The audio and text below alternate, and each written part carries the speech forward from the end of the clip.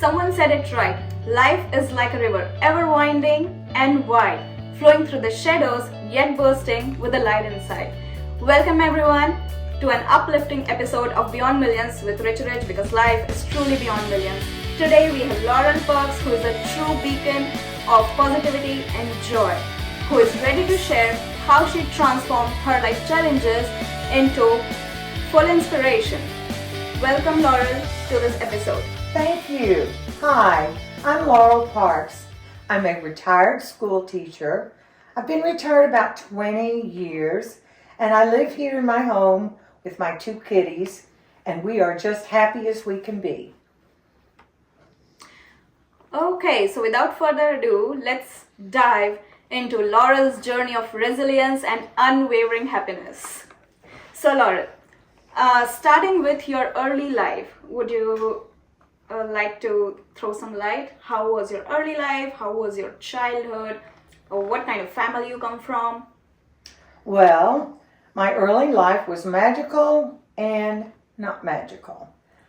My parents were having quite a bit of difficulties. My father was in World War II, and at the time when we were growing up, we didn't realize that he suffered from PTSD.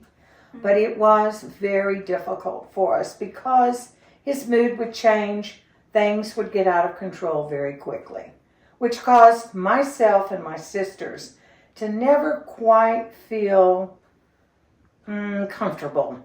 And so it was rather traumatic. And it just, it was not easy. Mm-hmm. So that was my early childhood. And I was able to graduate from high school, go to college, and get married, and we'll take it from there. Okay, so as you said, like you're divorced, right? Correct. But do you think that the childhood traumas, they reflect in your adult phase? No, not at all. And I have become a true believer in the saying that adversity builds character. And, yes, you're sad, yes, you're nervous, yes, you're anxious, but as you go through life, you learn to deal with it, and you learn to make exceptions for people, instances, situations, scenarios. And when I married, I basically married my husband and his family, his mother. Mm-hmm. I just adored her. She was darling. We had a wonderful marriage until we didn't. And it lasted 32 years. And it was very traumatic when we divorced. But it took me about 4 years. And then I just sort of got up one day and thought, well, everything's going to be okay. And it was. It's an attitude. Your life is your attitude. Oh, and here's Milo. Introducing you, Milo. One of my little children. So he's come to join us in the podcast. Welcome, Milo. Do you have anything to say specific? Here is the microphone. Okay, so coming back to the point, very beautifully said that you just don't marry a person, you marry the entire family, right? Right. Because you have relation with each and everyone related to that person, and that's Correct. How you take the life, and that's how you take the family forward. Correct. So, but I want to know, that's a personal question if you want to answer. Do you ever feel your marriage was toxic? Or it was just like that, no, the compatibility issues are going on then, and that's the reason we want to separate? Well, of course, at the time that we divorced, I felt like it was toxic. It had reached a point where we had just come to an impasse. I didn't feel supported by my husband at that point. And I just felt like it would be better if we were apart. Divorce was never part of my vocabulary, ever. Until it was. And then it became the situation. And it was difficult at first because I'd never lived alone up to that point. And realizing after we were apart that I had my whole life ahead of me. I could start a whole new life, and it could just be mine. I could be in control of everything. And it was wonderful. And you had a son by that time? Yes. We have a son who is 49 at this point. He lives in Austin. He is close to me and his dad, but he has developed, I'd say in the last 10 years, a situation where I feel like it's an undiagnosed emotional situation of some type where he only interacts when you see him in person. Okay. And so when I go up to Austin and I see him and visit with him, he's wonderful. It's like we've seen each other every day for the last however many years. But when I come back home, I call, I text, I never hear from him. So it is what it is. His dad has the same situation with him. His dad lives in California, and I just went to see him, as a matter of fact, and visited with my ex-husband and his wife. And we had a wonderful time. We have ended up being very good friends. And it's just the way I like to live my life. Yeah, and that's really beautiful because I also believe in this, that even if you want to end some sort of relationship, doesn't matter it's friendship or it is a marriage, do it on a positive note. Right. So that you don't hold grudges to each other whenever Exactly. in future you see each other. But do you think that the outcomes or the consequences of your marriage had really affected your son? Oh, yes. Absolutely. There's no question about that. He was 21 or 22. I can't remember when we separated for 2 years before we divorced. Okay. And Adam, we went up to Austin together to tell him what was going on. He did not speak to either one of us in any way, shape, or form for a year. It just had that effect on him. And finally, after a while, things began to thaw out with regard to and for several years, 10 or so, his dad would come to town, I would come to town, Austin is what I'm talking about, and we'd have a wonderful time. But then as time has gone on, he's just sort of drifted away. But yes, I do think it did have a very deleterious effect on him. Right, because as you said, you experienced some traumas in your childhood, right? Every person has their own traumas, and I think especially the ones, the traumas in childhood, they really come into play or they really reflect when you are ready to take a big leap during your adulthood. Some part of it like reflects either in the form of insecurity or you just go quiet in life, or either it's like you just become insecure for emotional needs. Right. And I never really felt insecure. Never in my whole life have I really ever felt insecure. I'm the oldest of the 3 daughters. And God evidently gave me this ability to be self-assured, right, and confident. I don't think I'm overconfident. I'm certainly not an overachiever, but I feel good about myself and the world around me. So that's just sort of who I am. That's great and very inspiring words. I can totally relate to myself because even I am the eldest among all the siblings, and even there are times when I want to just like give up on everything, and I feel like life has sucked every possible thing out of me. But when you are the eldest among the siblings, it's just like you cannot give up. No, you can't. You just have to get up the next day, right, and put one foot in front of the other. And yes, I've certainly had my down times. I've had my tears. I've had my, oh dear, I don't know if I can go on moments. But then you do. right. You just kind of go to sleep, take a rest, whatever, recharge your batteries and Right. go on. So while you were going through such a broken phase in your life, you never had the thought of giving up on life, or you, because I have seen some people, they just give up on life and they have such societal thoughts and everything. You never thought of like giving up on anything? No. Wow. I mean, I was down, down, down. I've been in the depths, the very depths of depression. I have clinical depression, and I take medication for it and have since my 30s. And I've certainly been down at the bottom of the barrel. But somehow or another, Yeah. I had the strength, it was given to me, that, I just sort of sat there down in the bottom of the barrel for a little while, and then I just started climbing up. Wow. Until I got to the top.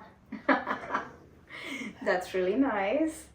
So, I think that like nowadays, social media is trending everywhere. I see people don't want marriage, but they are focusing more on pre-wedding, post-wedding, pre-honeymoon, post-honeymoon. It seems everything is like for the social media, as if they wanna spread this message to their family, friends, or even to their children that everything is glittery, glamorous, we are a happy family. But I think that, this shouldn't be the case. And what are your thoughts? Should children be the part of dysfunctional marriage? And should children, just for the sake of family or being together, should parents act in front of the children that, hey honey, everything is good, I'm okay with your dad? No. Because it's just so hypocritical, and it gives the children the wrong message that, your feelings don't matter. What's really going on in your life doesn't matter. As long as you put up a good front, everything is a little too false these days. And with regard to social media, it's all just kind of one big act to show people, look at me, look how great I am. This is wonderful. You need all of these things. The influencers, Right. no, I just really don't care for that. And I think it's sending a wrong message to everybody. And it is ruining our culture. Right. Too many faces are in the phones instead of in front of each other. Exactly. And that is the fabric of our culture, is interaction with people, not machines, not things. Right. So I worry about that for the future, and I worry about children these days and how they're going to be able to adapt to life if there's not a phone in front of them or a screen of some sort. How does it affect the depth of connections? Because nowadays people write messages to each other on Facebook or social media that, hey, how are you? I'm doing good. But I think things were different at your time than this time, the present time. Like, I think there was not much frequency of the social media or the text, right? If you want to see each other, you will directly go and meet. Exactly. I mean, it was the telephone or you were in person. Yeah. That was it. And anytime you're in person with someone, there's an emotional connection that's just there in the air. And you can touch each other, you can laugh, you can talk loudly or hug each other, lowly, or it's just such a difference. It is just so canned when you're texting or talking on the phone. I just don't see it. I just don't see the connectability there. Right. Coming back to your story, do you believe in giving second chance in a relationship? Like when you were going through this traumatic phase, have you tried of forgiving each other, like forgiving your husband and still carry on the life forward? Oh, definitely. And I've done that with my friends. I have some friends that I've known for a long time, and there are several issues that we don't agree on, and we've had some real knockdown, drag-out fights. But we always come back together. And yes, I do very much believe in second chances. However, they don't always come right away. You have to have a little distance to kind of cool down, rethink the situation, and then try to go forward. Right. So, you talked about friends. I really want to know, I was curious to know this. How friendship has played its role in your life. And do you think that female friendships are different from male friendships? Because I think we females, we are kind of like more emotional and we just show our vulnerable side to our friends. But it's different in case of males. Friends have been the bedrock of my life, particularly, all my life, but most particularly since my husband and I divorced. And they're my family at this point in life. And I have a lot of friends, but the friends that I have are people, the close friends that I have are people that are just like me.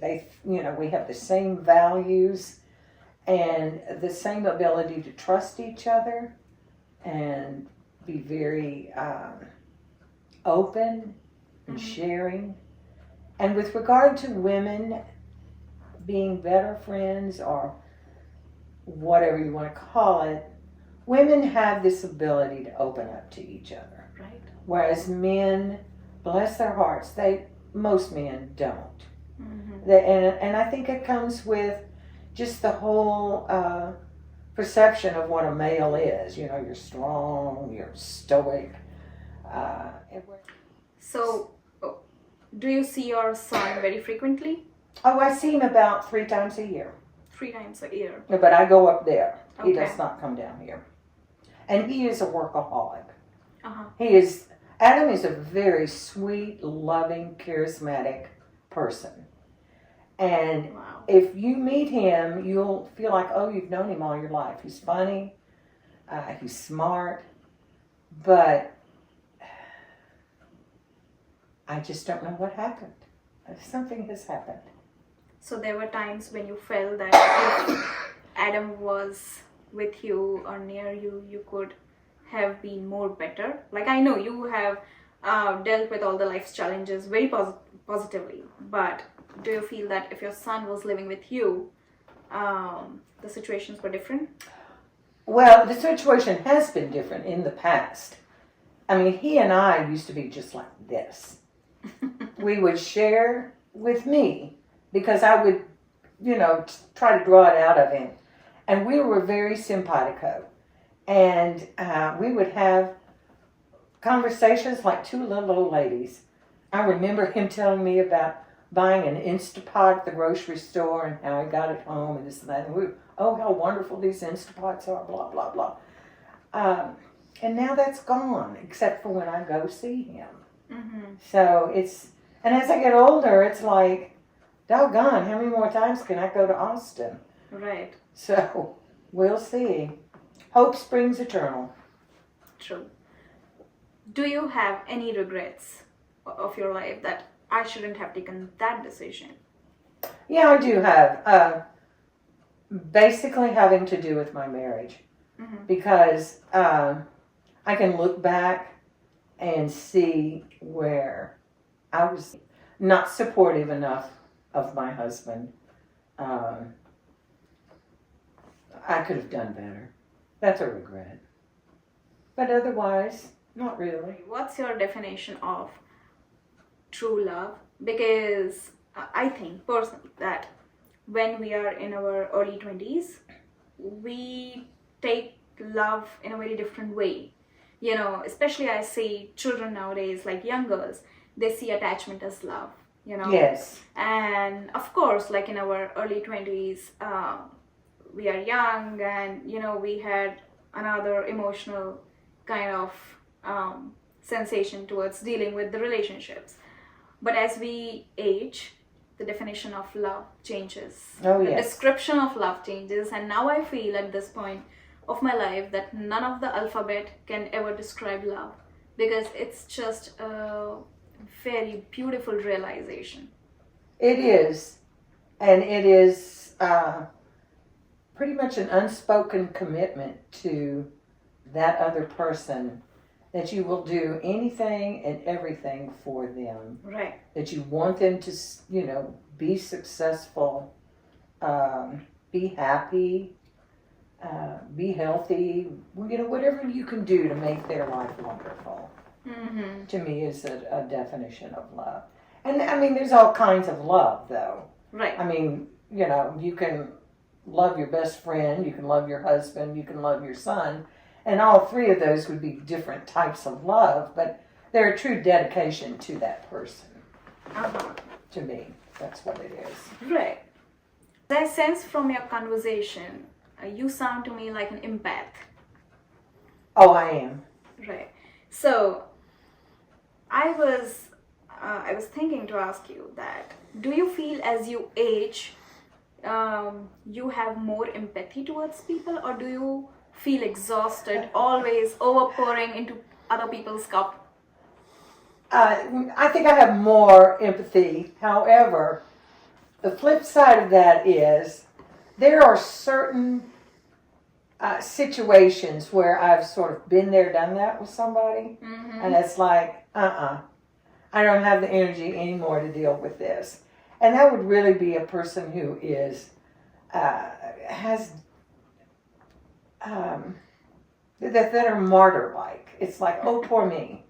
And I just sort of don't have any patience for that anymore at all. It's like, don't give me oh, poor me.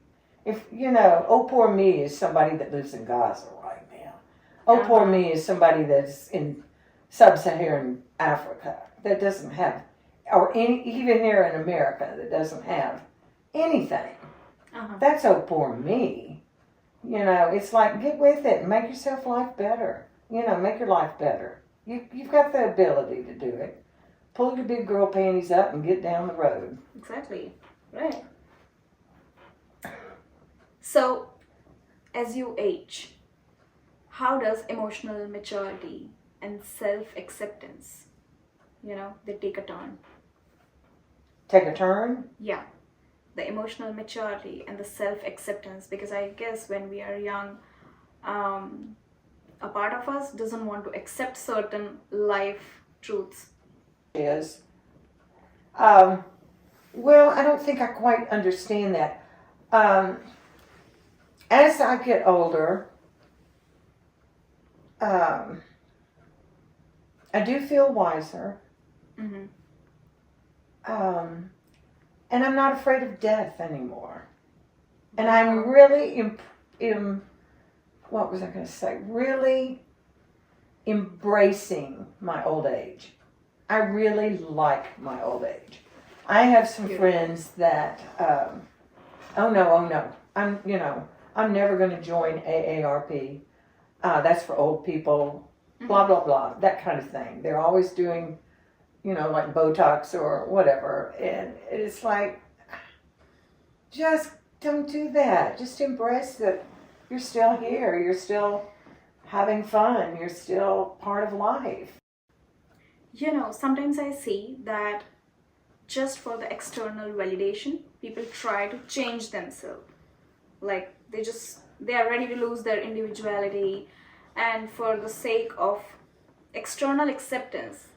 And this thing happens, like, I think in the job sector, or maybe when you are sitting in a social circle with so many people and you really want people to like you, to accept you. I've seen some people, they really try to change themselves. But isn't it like you are living your own true essence? Well, yes, but I think that just sort of depends on the moment. When I was younger, in school, especially in high school and middle school, yes, that was what many of us did. We wanted friends and we wanted to be accepted. But as we get older, we do realize, wait a minute, I am me, I'm not going to do something else just to be liked by a group of people. I just think that comes with age and experience. Do you ever think about some of your childhood moments, like when you were in school? I am sure you are very beautiful. So in the young age, you were a military of boys, huh? Well, it was pretty fun. I did have my cute moments, I must say. And sometimes on Facebook or somewhere, you might see pictures of, these were your grandmothers, back in the day, and they all have on short skirts, and they just look so cute with their tights and their hair and fixed up and this and that and the other. We had a lot of fun. And I really do believe that as a child of the 60s and early 70s, we had more fun than anybody today does. We just did. We were just a happy, jolly group of people.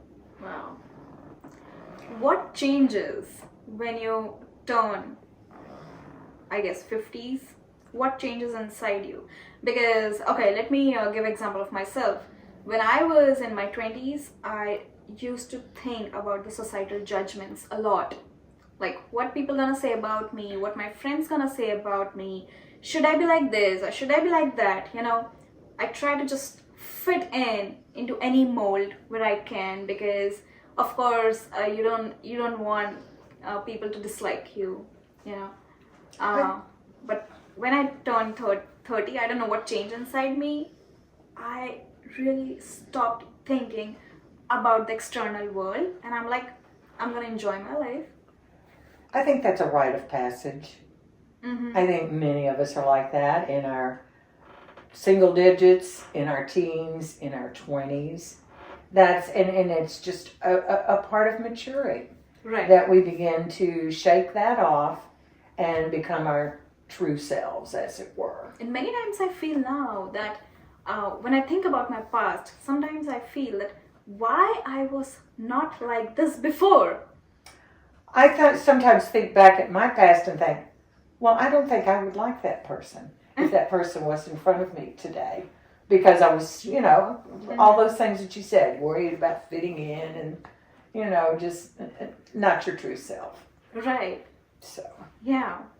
Because I think when you are young, when you have a young blood, you're more kind of like rebellious person. Oh, absolutely, yes, of course. Ready to just... You don't know what you're doing. You're just sort of acting out of, I guess desperation. It's like, well, what do I do now? How do I find out who I am and what have you? Yeah, because I don't know how many people I have offended in my young time because of my behavior. Oh, me too. Say it, my words. But with each passing day, I'm becoming like more kind, compassionate, and I am too. More of an empathetic person.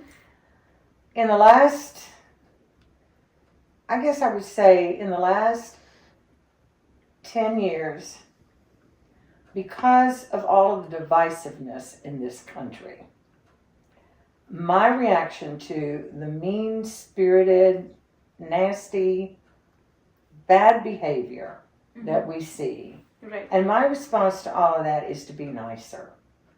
To reach out, open a door for somebody, tell them they look nice, compliment what they may have on, or their smile, to counteract all of that nastiness. And I really enjoy that. It's like, sometimes I feel like, well, that's my mission in life right now.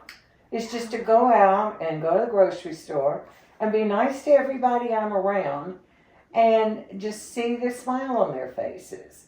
I mean, not always, but, when you do something nice for somebody, just Exactly. They say thank you or they smile. And I don't know. That's... Yeah, because appreciation plays a very big part.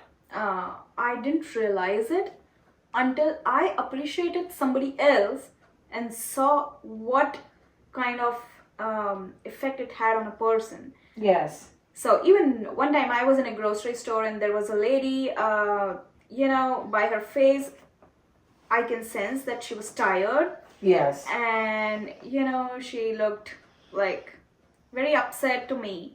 And she was wearing a yellow colored dress, and I just said, you look beautiful in this yellow dress. And she smiled. Yeah.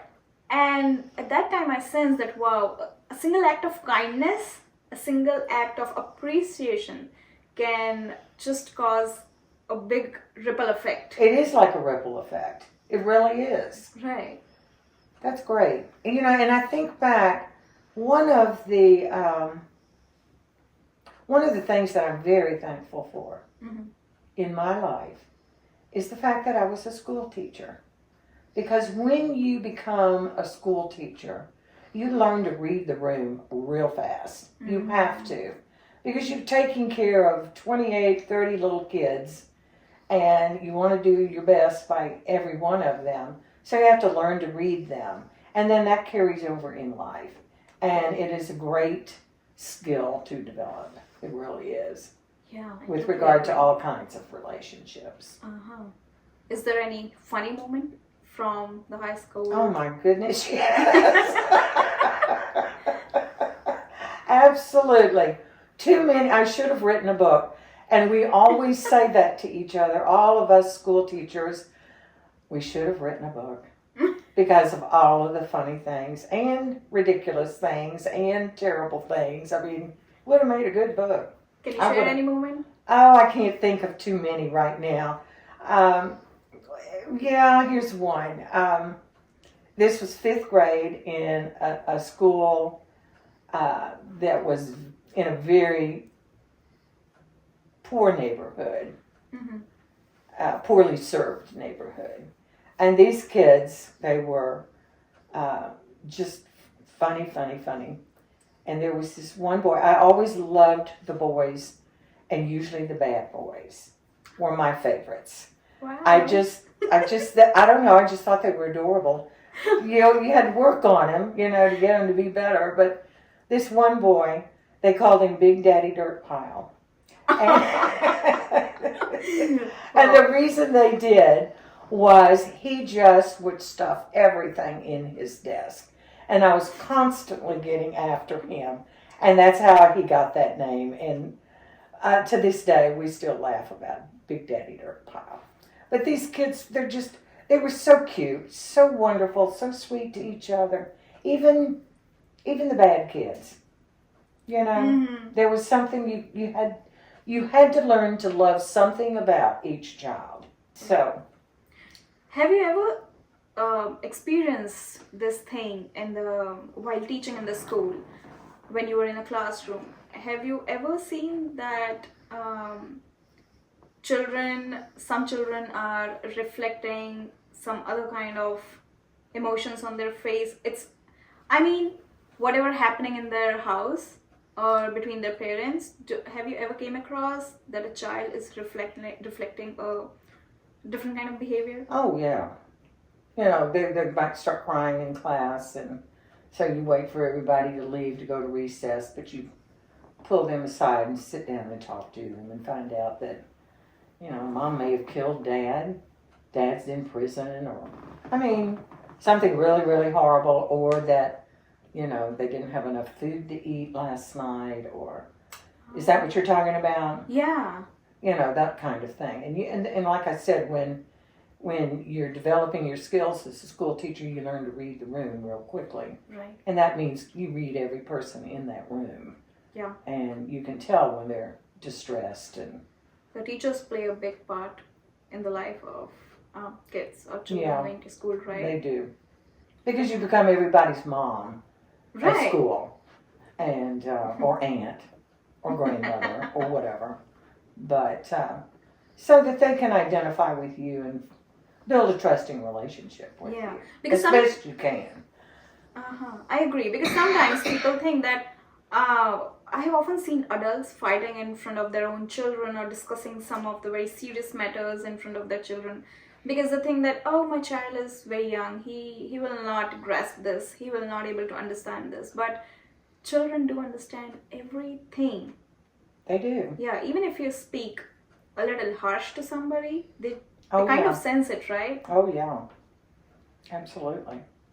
Yeah, one of my friend, she recently delivered a baby girl, and she was talking to me yesterday saying that I think I should learn more patience.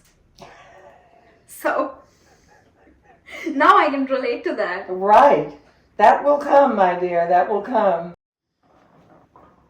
Do you want to share anything which in a long time you had it on your mind again and again, like anything, but you haven't even shared with your friends, or any particular thoughts? No, I can't think of anything, Rich.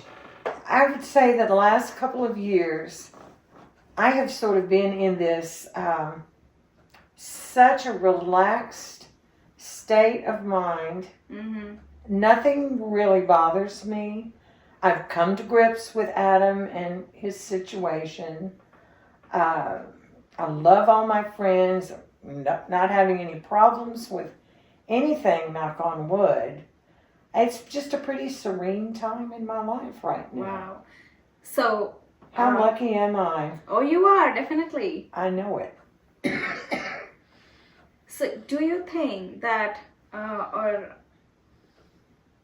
you agree that now you are at the most stable phase of your life? Oh, absolutely. Absolutely. Wow. And it's miraculous. I mean, I think back to all of the tears and sadness and bad times that I've been through. And it's like, this is a miracle Yeah. that I have ended up like this. When Alton and I divorced, it was like, I'm never going to have a house again. I'm never going to be able to retire. My life is just over. Mm-hmm. But 4 years later, Yeah. I bought a house. 5 years later, I retired. And it was Wow. like, whoa, how did this happen? Yeah. And I've had a guardian angel on my shoulder my whole life. I really do feel that. Indeed. I had lots and lots, and I did have lots and lots of help. Lots of support from friends, and just lots of help from other people, institutions, what have you. Mm-hmm. You know,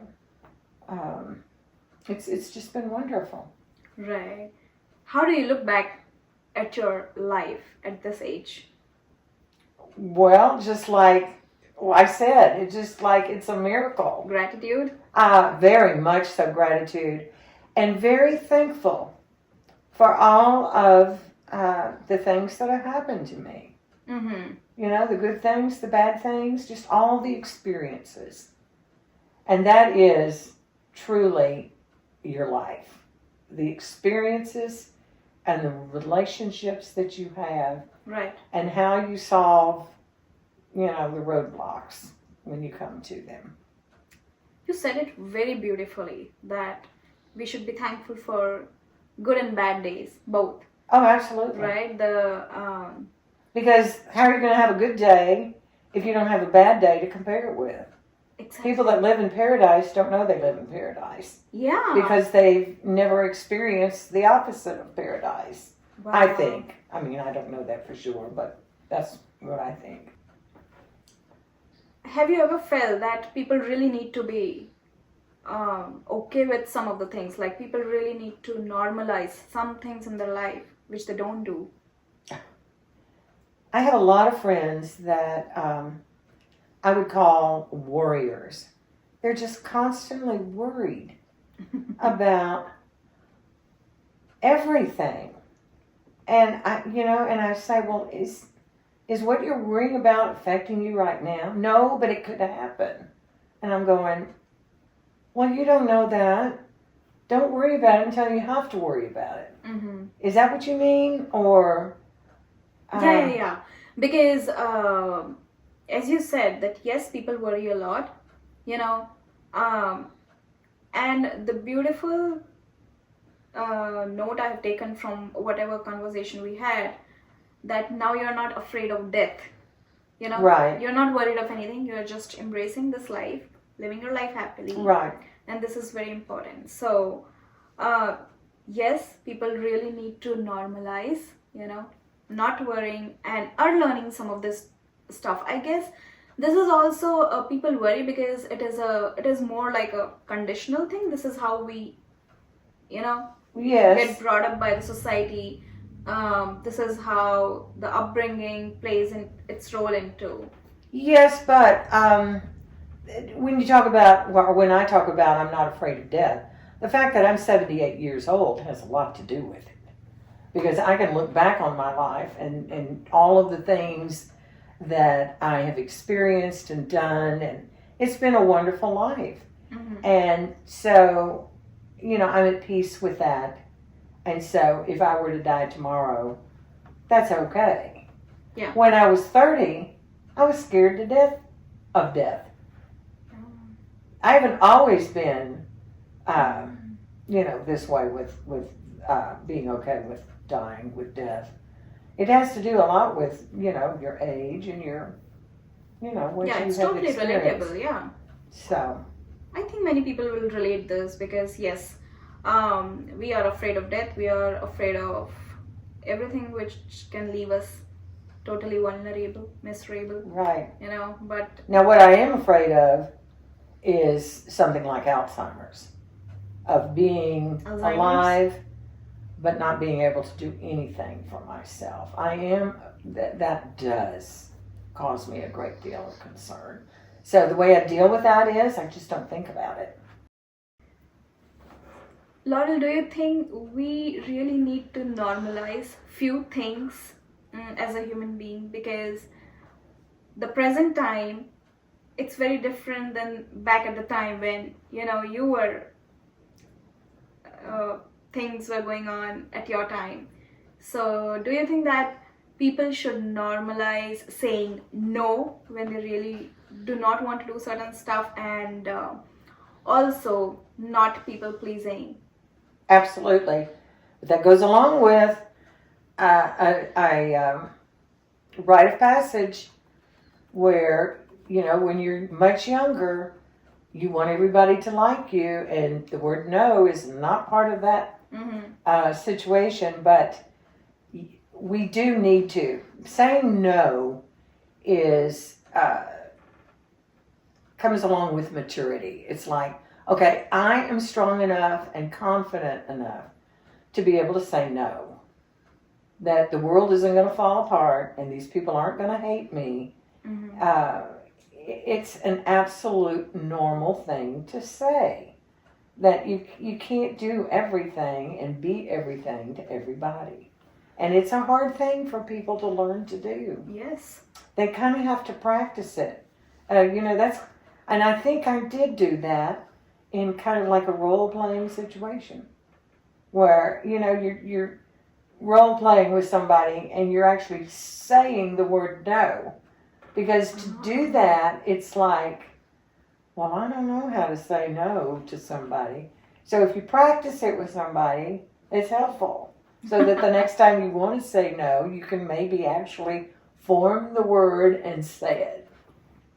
Yes. How do you feel about the generational values and expectation, the shift in the... Honestly, I don't know if some people even have values anymore. What we have been through with our political system, not only here, but around the world, I think that the very hard right is becoming almost valueless. That everything is bottom line dollars, economy. There's no more humanity in that. It's just going away, and it's very, very concerning. Absolutely. So that's... Yeah. I just really, I see it just about everywhere. But then, oddly enough, I come across a lot of young people that are very sweet and do seem to have wonderful values. So that's heartening. I just hope there's enough of them to get us through whatever it is we're going through now in the world. Yes, and I see there is a lot of bitterness now. I have not seen this bitterness when I was a young kid. I saw everybody around me very cherishing, loving, affectionate. But now I do see that bitterness. Well, but that's because you're in a larger audience now. You're in a larger group. You were in a small group maybe. When you were younger, your family and your close friends. Oh. And now you're in more of an international surroundings. And so you're getting, don't you think that might be part of it? I agree with you. The world is much meaner. much meaner and mean-spirited now than it ever was before.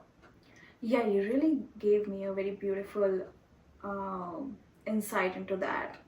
When we are a child, when I was a child, the world seemed very smaller, right? Oh, Just it with was, mom and and it dad, was lovely and siblings. sweet and, full of dreams, and none of those dreams had been crushed yet. And then we grow up and, hey, look here. Yeah, the larger audience we have, the more Yes. we get The more we're going to be around, yeah, the the more lesser. perspective comes to us, Yes. the more insights. Yes. Right. Wow. Here I go with the last segment, and then we will begin the fun segment of this podcast. What message you want to give to your son if he ever listens to this podcast, and what specific thing you want to say him, or what message specifically you want to give him, which you haven't said in years. Well, I don't think that I haven't said. I've said it all. He knows that I love him. He's heard me say that. He knows from everything I've ever done. There is one thing, now that I think about it, and it is I'm sorry that I was such a hovering parent, because I know that's where maybe some of this comes from. He just got sick and tired of hearing me harp to him, well, why don't you do this? Why don't you do that? Which I'm afraid most parents do until they are lucky enough to be enlightened that you can't do that. You just can't do that. They're not your little mini me. Mm-hmm. They're their own person, and not recognizing that early enough it causes a lot of problems. And many parents do not apologize or Right. acknowledge this thing. I have seen, I think many people will relate again to this, because when parents try to fix their children, children feel as if they're a toy, and you're just trying to twist them, to turn them, to wire them up, but you are just concerned about them. You're concerned about their Your little heart. love Yes. gets misinterpreted.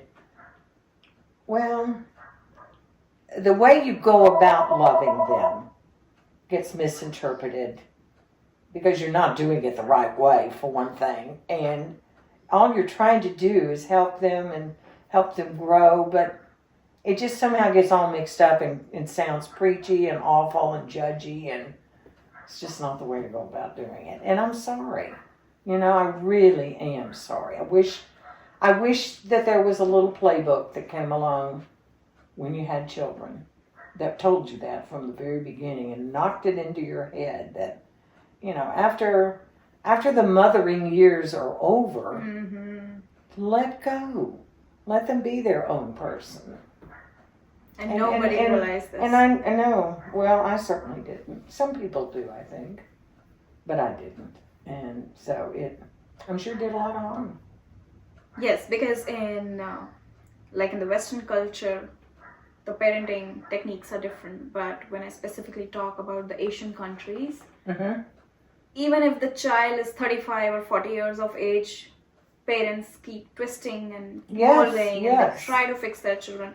It really leaves well, it just destroys their self-esteem. It does. It just destroys it, but you don't I didn't realize it at the time. Now I do, but at the time I didn't realize it. And it's just an awful, just catch-22. It's just awful. It, keeps happening and you keep doing it, and it's, ugh. So Adam, you heard a beautiful message from your mom. She's a wonderful person, and I'm so happy to have her here today.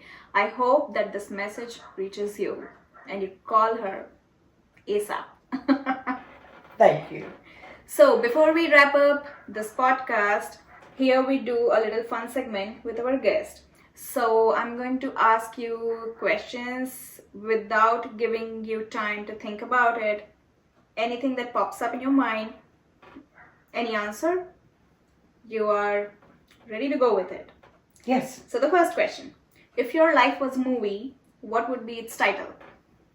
Gosh, I don't know. It's a Wonderful Life. Wonderful Life. I don't know if that's a movie, but that's what I feel about it anyway. Great then. If you could have any superpower that would only work on Tuesdays, any superpower that would only work on Tuesdays, what would you choose? I would choose a superpower that would allow me to dematerialize here and materialize in Austin and sit there and have lunch with my son. Wow. That would make me feel absolutely fabulous. Another message for you, Adam. What is the most useless talent you possess? I'm The sorry. most useless? Yeah. That, like, my useless talent is I can lie in bed all day long. Oh, sleep. I could sleep all day long. I could. I'm always sleepy. Yes, we are same. If you could instantly become an expert in one random skill, what would it be? Reading people's minds? Is that a skill? No, that's not a skill. It definitely is. You become like a magician then. And what would you do if somebody was thinking bad of you? I guess I would just walk out of the room. You know, it's like, Uh-huh. okay, let's just give that up and leave. I would sit on my broom and I would fly away. If you could invent any one holiday, what you would be celebrating? Humanity. Wow. It would be Humanity Day, where everybody had to embrace humanity, truly, sincerely. Wonderful.